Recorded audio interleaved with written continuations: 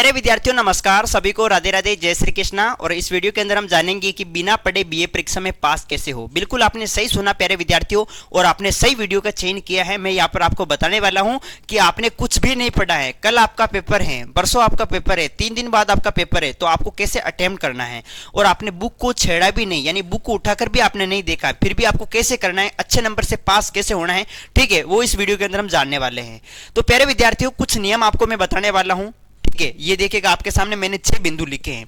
ये देखो आपके सामने मैंने 6 बिंदु लिखे हैं। इन 6 बिंदु पर आप गौर करिएगा, ठीक है। पहले तो मैं आपको बता देता हूं प्रिय विद्यार्थियों, देखो आपको कुछ नहीं, 1 मिनट के लिए आप ऐसे मानिएगा कि मुझे कुछ भी नहीं आता है, ठीक है, आप ऐसे मानिएगा। अब क्योंकि मैंने ऊपर थंबनेल नहीं ऐसे लगा रखी कि बिना पढ़े बीए परीक्षा में पास कैसे हो। बिना पढ़े यानी कि आपने अभी तक कुछ नहीं पढ़ा है और कल आपका पेपर है, तो अब ऐसे में आप करें क्या, पढ़े तो पढ़े क्या, ठीक है। तो मैं इस वीडियो के अंदर यही बताने वाला हूं प्रिय विद्यार्थियों। देखो कल आपका पेपर है, परसों आपका पेपर है। आपको पहली बात तो यह है कि आपको घबराहट नहीं लानी है, ठीक है। आपको ऐसा मतलब सोचना नहीं है कि यार मैं क्या करूंगा, कैसे लिखूंगा, ठीक है, कल मेरा पेपर है, बिल्कुल भी नहीं सोचना। क्योंकि प्रिय विद्यार्थियों देखिएगा, आपने जैसे 12वीं तक आप पढ़े हो, ठीक है, 12वीं तक आपने पढ़ा है, तो आपको कुछ तो आता होगा भाई। आपने 12वीं भी पास की, 12वीं बोर्ड परीक्षा है, 10वीं बोर्ड परीक्षा है, तो आपने 10वीं भी पास कर ली, 12वीं भी पास कर ली, आपको कुछ तो आता है, ठीक है। बस आगे क्या है कि जो भी प्रश्न आपको पूछा जाए, मान लो आपके सामने मैं उठा के ये पेपर दे दूं, तो इस पेपर में आपको कुछ भी नहीं आता, प्यारे विद्यार्थियों आप सोच सोच के इसके अंदर लिख सकते हो, ठीक है। सोच के लिखना है, कैसे लिखना, लिखने का भी एक तरीका होता है प्यारे विद्यार्थियों, ठीक है। अब यहां पर मैं कुछ 6 बिंदु मैंने लिखे हैं, ठीक है। तो एक पहली बात यह है कि आपको घबराहट नहीं लानी है। पेपर आपका कल है, तो ऐसे सोचना है कि मुझे सब कुछ आता है। आपको नहीं आता है, इसके बावजूद भी आपको सोचना है मुझे सब कुछ आता है। मैं पेपर को, मैं 1 मिनट के लिए मैंने क्या कहा था कि आपको कुछ नहीं आता, ऐसे कहा था। अब यहां पर आपको ऐसे, आपको कुछ नहीं आता है तो आपको करना क्या है, देखिएगा। पहला पॉइंट आपको यहां पे जो है ये ध्यान रखना कि आपके घबराहट नहीं लानी है, ठीक है, आपको घबराहट नहीं लानी है। दूसरी बात ये कि आप हमेशा पॉजिटिव सोचे, ठीक है। आपने भाई 12वीं पास कर ली, तो आपको कुछ तो 50% क्वेश्चन रिपीट ही होते हैं, जैसे कि यहाँ पर बात करने वाले हो। ये कुछ 6 बिंदु दे रखे, पहले इन बिंदु को समझते हैं। पिछले वर्ष के प्रश्न पत्रों का विश्लेषण आप जरूर करें। मतलब देखिएगा, जैसे ये बिंदु, अब आपने थंबनेल पर तो देखा कि बिना पढ़े बीए परीक्षा में पास कैसे हो, और यहां पर लिख रखा है कि पिछले वर्ष के प्रश्न पत्रों का विश्लेषण करें। इसका क्या मतलब हो, प्यारे विद्यार्थियों पेपर आपका कल है, पेपर आपका परसों है, पेपर आपका 2 दिन बाद में, 3 दिन बाद में, तो आपके लिए जो समय बचा है उस समय के अंदर आपको ना तो बीए की जो है बुक पढ़नी है, आपको कुछ नहीं करना। बीए के जो पुराने पेपर हो रखे हैं उन पेपरों को अच्छे से पढ़ लेना है, उन प्रश्नों को अच्छे से निकाल लेना है, उत्तरों को अच्छे से पढ़ लेना। जो प्रश्न पूछे गए तो उनको एक बार पढ़ लेना। क्यों? क्योंकि 50% क्वेश्चन जो है पेपर जो हुए हैं उन्हीं में से आते हैं, वापस रिपीट होते हैं। इसलिए मैं कह रहा हूं आपको पुराने पेपर, यानी कि आपका पेपर 2 दिन बाद में है, 3 दिन बाद में है, तो आपको पहला काम क्या करना है, जितने भी पुराने पेपर हो रखे हैं उन पेपरों को अच्छे से निकाल के चले जाइएगा, क्योंकि क्वेश्चन रिपीट होते हैं, पहली बात, ठीक है। आपने कुछ भी नहीं पढ़ा उसके लिए भी मैं बताने वाला हूं, ठीक है।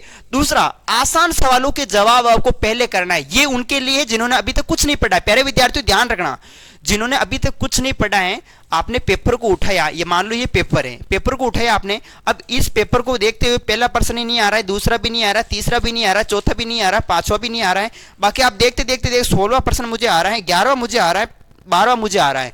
जो प्रश्न आपको आ रहे हैं प्रश्न नंबर लगा के, जो भी प्रश्न संख्या 11 प्रश्न, उसको जो आता है आपको उसको सबसे पहले करना है। ये बात आपको ध्यान रखनी है, ठीक है।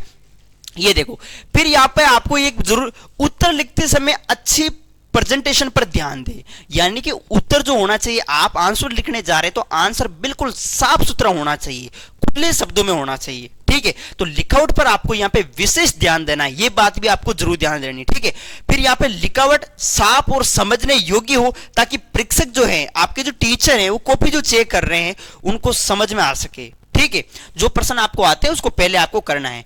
परीक्षा में देखिएगा आप यहां पे चार्ट, टेबल, फॉर्मूला आदि का उपयोग जो है वो कर सकते हैं, जिससे जवाब जो है वो क्या हो, प्रभावी हो, ठीक है। बिंदु पर आपको विशेष ध्यान देना। मान लो कोई बड़ा प्रश्न आ गया आपके सामने, ठीक है, कोई बड़ा प्रश्न आ गया है, तो बड़ा प्रश्न आ गया है तो प्रिय विद्यार्थियों बड़ा प्रश्न आपके 20 नंबर का हो सकता है, 15 नंबर का हो सकता है। तो ऐसी स्थिति में 400 शब्दों में लिखने के लिए बोल दे, क्योंकि बड़ा प्रश्न आएगा तो वो या तो 15 नंबर का आएगा या फिर 20 नंबर का आएगा। तो 20 या 15 नंबर का आएगा ना जो बड़ा प्रश्न है, तो उसमें आप जो है पॉइंटों का प्रयोग करें, बिंदु का प्रयोग करें, मतलब हेडिंग स्पेलिंग का प्रयोग करें, पॉइंट बाई पॉइंट जो है वो आंसर लिखने का प्रयास करें और खुले शब्दों में लिखे, जिससे कि क्या है कि पेज भर सके। ठीक है, हमें यहाँ पे पेज अधिक से अधिक भरने हैं। बड़े प्रश्न के अंदर आपको ज्यादा नहीं तो 2 या 2.5 पेज, तो 2.5 पेज या 3 पेज भी आप भर सकते हैं, क्योंकि वो भी 15 या 20 नंबर का प्रश्न पूछा जा रहा है, तो उसमें इसे करना ही होगा आपको। 400 शब्द का मतलब हो गया 2 पेज या 2.5 पेज आपको भरने हैं। ठीक है, तो ये भी आपको यहाँ पे ध्यान देना है। चलो प्यारे विद्यार्थियों, मैं यहाँ पे अभी आपको बताने वाला हूं कि आखिर हमने कुछ भी नहीं पढ़ा, कॉपी कैसे लिखी। ये देखिएगा यहां पर पेपर कैसे करें। ठीक है, तो यहां पे देखो आपके सामने ये कोई पेपर है, आपको थोड़ा दिखाई नहीं दे रहा होगा क्योंकि रोशनी की वजह से। ये आपके सामने पॉलिटिकल साइंस का पेपर है। अब इस पेपर को आपने उठाया, जो पर्सन देखो कोई भी पेपर हो, चाहे आपके हिस्ट्री का हो, चाहे पॉलिटिकल का हो, चाहे ज्योग्राफी का हो, चाहे हिंदी का हो, कोई भी पेपर हो, अदर सब्जेक्ट कोई भी, सब उस पेपर आप पेपर उठाएंगे तो उसके अंदर इस प्रकार से दे रखा होगा पार्ट अ, पार्ट ब, ठीक है, पार्ट बी, पार्ट सी, इस प्रकार से दे रखा होगा, भाग अ, भाग ब, भाग स, इस तरीके से। तो आप सेक्शन वाइज सेक्शन करते हैं तो भी बहुत अच्छा है, पर कह रही कि मुझे तो प्रश्न ही नहीं आ रहा है। मान लो प्यारे विद्यार्थियों, मैं यहाँ पे 1 मिनट के लिए आपको यहाँ पे समझाना चाहूँ कि भाई जैसे पेपर आपके सामने, मैंने कहा कि सेक्शन वाइज सेक्शन करना है। जैसे प्यारे विद्यार्थियों, ये आपकी कोई बोर्ड की आपकी कॉपी है कोई, ठीक है, आपकी कॉपी है, तो कॉपी में जैसे सेक्शन वाइज सेक्शन भाग ए, और इस भाग ए के अंदर आपको 1 से 10% दे रखे हैं। भाग बे के अंदर आपके जो है वो 11 से लगा के 15% दे रखे हैं।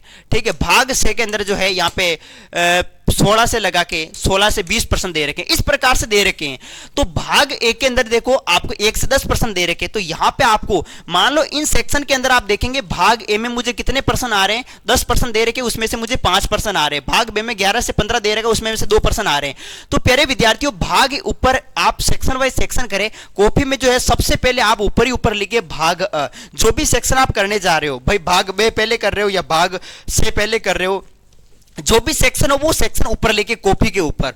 ठीक है, तो मान लो जैसे आपने भाग ए लिखा, ऊपर कॉपी के ऊपर भाग ए लिखा, और भाग ए में यहाँ पे 10% दे रखे हैं, 10% दे रखे हैं, 10% दे रखे, उसमें से मान लो आपको छठा क्वेश्चन सबसे सही ढंग से आ रहा है, तो छठा, पांचवा, चौथा, तीसरा, यानी भाग ए के 10% है, तो वो उनको आपको करना है नंबर लगा के। छठा प्रश्न आपने कर दिया, पांचवा प्रश्न आपने कर दिया, चौथा यहां कर दिया, तीसरा यहां कर दिया, दूसरा यहां कर दिया। बाकी प्रश्न आपको आ ही नहीं रहे हैं, 5% मान लो भाग ए के अंदर नहीं आ रहे, इसके बावजूद भी आपको यहां पे करना है प्यारे विद्यार्थियों, इसमें ही करना है, भाग ए में ही करना है। ठीक है, ऐसा नहीं हो कि भाग ए के क्वेश्चन आप भाग बे में करने लग जाओ, तो ऐसे में जो है आपको बिल्कुल गलत नंबर, यानी नंबर नहीं दिए जाएंगे। ठीक है, तो भाग ए के जितने भी प्रश्न है वो भाग ए के अंदर ही आपको करने हैं, भाग बे में नहीं करने हैं। तो भाग ए के अंदर जो क्वेश्चन आपको आ रहे हैं उसको पहले करो, जो नहीं आ रहे उसको इसके बाद में करो।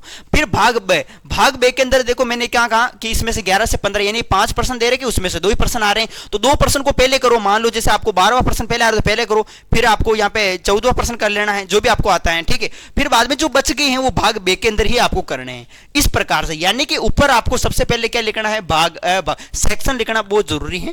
ठीक है, सेक्शन का आप ध्यान रखें।